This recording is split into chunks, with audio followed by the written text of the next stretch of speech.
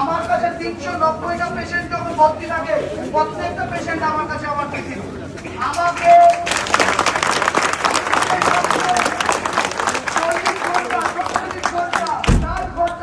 আমাকে টানা ডিউটি করতে হয় পরিষেবা দেওয়ার জন্য। তার বদলে কি পাচ্ছে একটা মেয়ে? রাত্রির বেলা তুল হয়ে যাচ্ছে। এই জন্য যদি আজকে নাগরিকরা পথে না নামে, আজকে সমাজ পথে না নামে, আজকে সমাজ যদি অঙ্গীকার না নেয় যে ডাক্তারদের রক্ষা করবো, ডাক্তাররা কি বিশ্বপথে যাত্রী হওয়ার জন্য ডাক্তারি করবে? আপনি আপনার বাড়ির ছেলে মেয়েকে ছেড়ে দেবেন যেখানে সাক্ষাৎ মৃত্যু অপেক্ষা করছে সেখানে কাজ করতে যাওয়ার জন্য? আমি এটুকুই বলবো, আজকে ভাবুন, চিন্তা করুন, সময় এসছে, সময় খুব খারাপ, সারা সমাজের পতন হচ্ছে। আজকে কালকে যারা আর্জি করে উঠেছে, ভাঙচুর করেছে, তারা তো আমার আপনার কারো বাড়ি দিচ্ছে। সবার প্রথমে যেটা সবাই মিলে আমরা বলতে চাই, উই ওয়ান্ট তাহলে খুব বেশি ডিমান্ড তো আমাদের নয়, এটা সবাই বুঝতে পারছেন। আশা করি রোগীর আত্মীয় পরিজনরাও বুঝতে পারছেন। একটা সুষ্ঠু পরিবেশে কাজ করার ন্যূনতম একটা আমাদের চাহিদা। আমরা ডাক্তাররা আগে আপনারা দেখেছেন যে বহুবার আমাদের সাথে এই নিরাপত্তা সিকিউরিটি নিয়ে সমস্যা হয়েছে। দেওয়ালে পিঠ থেকে না গেলে আমরা কিন্তু কেউ কর্মবিরতিতে যায় না। প্রথম কথা আমাদের যেটা মাথায় রাখতে হবে, আমরা মানুষের অসুবিধা বুঝি। আমরা কোভিড মহামারী দেখেছি। আমাদের এই জেনারেশন অনেক সংবেদনশীল জেনারেশন, এবং এই জুনিয়ররা যে আন্দোলন করছে, এই আন্দোলনের মধ্য দিয়েই এদের মানবিকতা গড়ে উঠবে। আমরা সবাই পেশেন্ট পার্টির প্রতি সহানুভূতিশীল।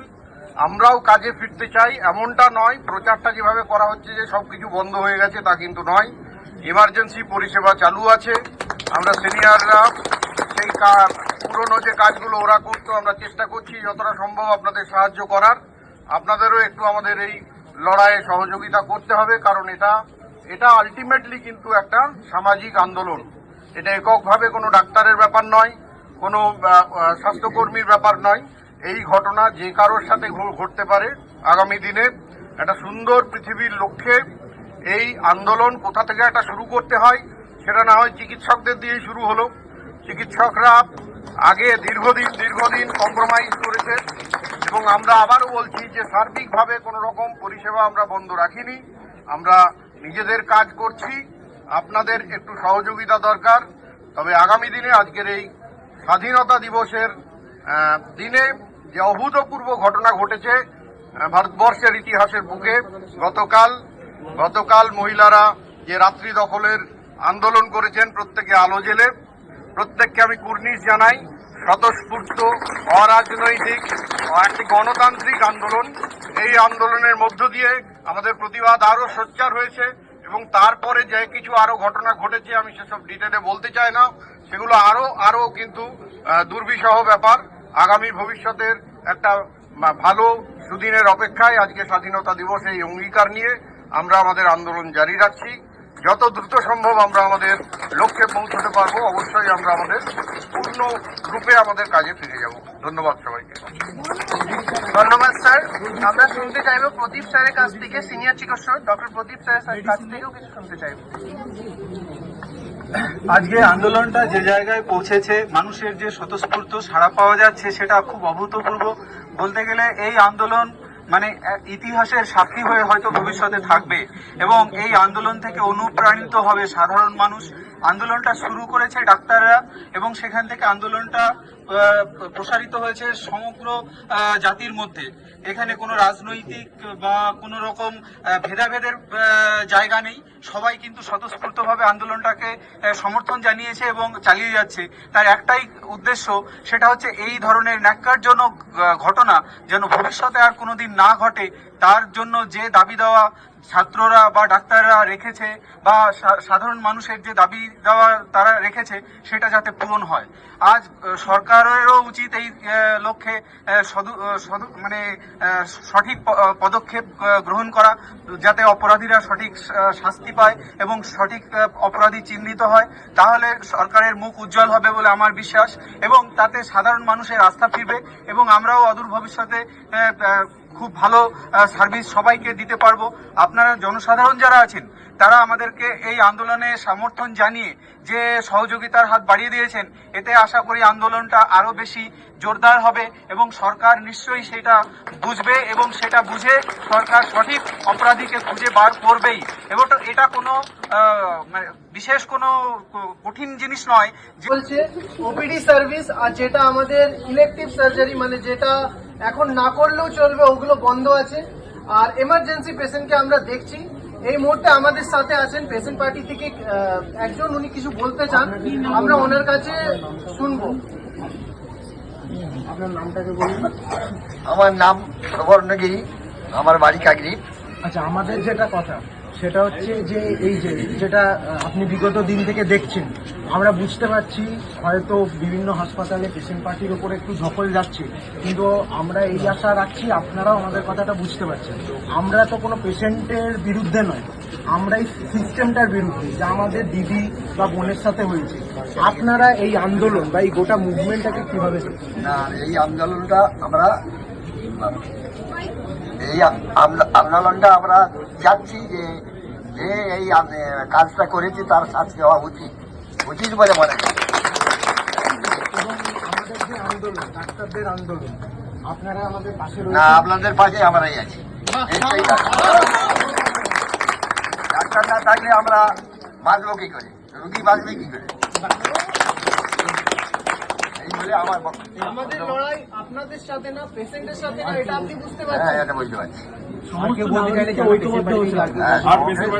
ঐক্যবদ্ধ না হলে এই লড়াইকে জিততে পারা যাবে না। আপনি আমাদের এই সকল নাগরিককে কি বলতে চান, কি মেসেজ দিতে চান? আপনি আপনার মতো 10টা আরো যে পেশেন্ট পার্টি আছে তাদেরকে একটা বক্তব্য রাখুন আপনার তরফ থেকে। না, আমি বলছি আপনারা এই যে যত পেশেন্ট পার্টি আছেন আপনারা সবাই একতা হয়ে এদের সঙ্গে হাত মিলিয়ে এই কাজটা করার চেষ্টা করুন। আচ্ছা, আপনাদের মধ্যে আর কেউ আপনার নামটা বলুন, তারপর বলুন। নমস্কার, আমার নাম পীযুষ কান্তি হালদার, বাড়ি মথুরাপুর। প্রথমে সকল ডাক্তার এবং মেডিকেলের সহযোদ্ধাদের আমার আন্তরিক অভিনন্দন ও ভালোবাসা জানাচ্ছি। আমি বেশি কিছু বলবো না, শুধু একটা ডাক্তার এবং হসপিটাল স্টাফ, সমস্ত রকমের স্টাফ, তারা যে সহযোদ্ধা একটা সম্মুখীন হয়েছেন সেটাকে আমরা স্বাগত জানাচ্ছি। শুধু সমস্ত সমাজ, শুধু ডাক্তার না, আমাদের সাধারণ পাবলিকের উদ্দেশ্যে আমি বলবো, আমরা যেমন রোগ হলে ডাক্তারের কাছে ছুটে আসি ওষুধ খাওয়ার জন্য, মেডিসিন ইউজ করার জন্য, ঠিক সমাজের বর্তমান সমাজ ব্যবস্থাটা যে অবক্ষয়ের পথে যাচ্ছে, আমরা সাধারণ পাবলিক যদি একত্রিত হয়ে এই একটা ভালো সুযোগ, এই সুযোগের সমানভাবে যদি আমরা এগিয়ে আসি, তাহলে আমরা এই সমাজটাকে বাঁচাতে পারবো, আগামী প্রজন্মকে আমরা অনেকটা এগিয়ে দিতে পারবো আগামী দিনের জন্য। এইটুকু বললে আমি আমার বক্তব্য শেষ করছি।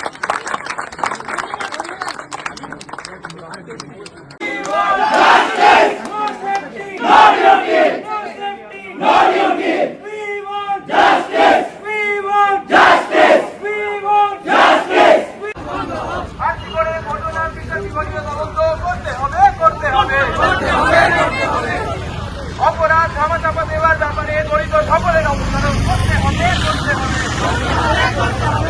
অপরাধ ধামাচাপা দেওয়ার ব্যাপারে সকল অবস্থান করতে হবে।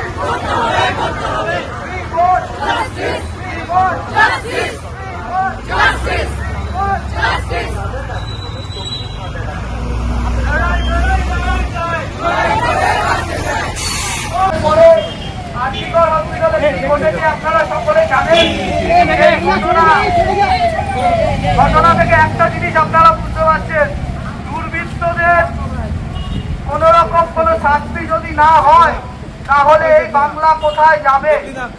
কাল অত ব্যবস্থা থাকা সত্ত্বেও সেই সমস্ত ব্যারিকেড ঘুরিয়ে কিছু লোক বিশৃঙ্খলা সৃষ্টি করেছিল, আর্জি করে রুগী পরিষেবা ব্যাহত করেছে।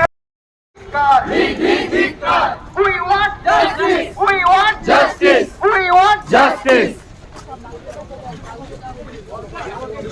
দেশের মানুষ প্রশ্ন করে কি হয়েছে আরজি করে, দেশের মানুষ প্রশ্ন করে কি হয়েছে আরজি করে, দেশের মানুষ প্রশ্ন করে কি হয়েছে আরজি করে। লড়াই লড়াই লড়াই চাই, লড়াই করে বাঁচতে চাই, লড়াই লড়াই লড়াই চাই, লড়াই করে বাঁচতে চাই।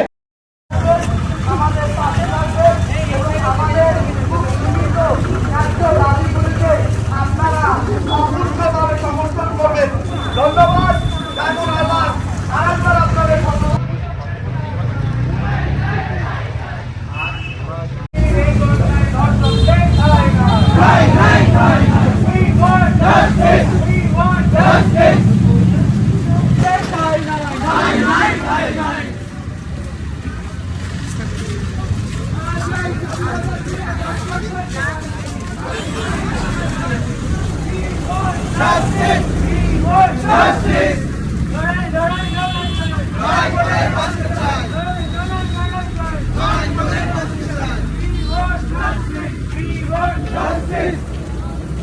মনের এই বাংলায় ধর্ষক খাই নাই খাই নাই খাই নাই খাই নাই এই বাংলায় ধর্ষক খাই নাই খাই নাই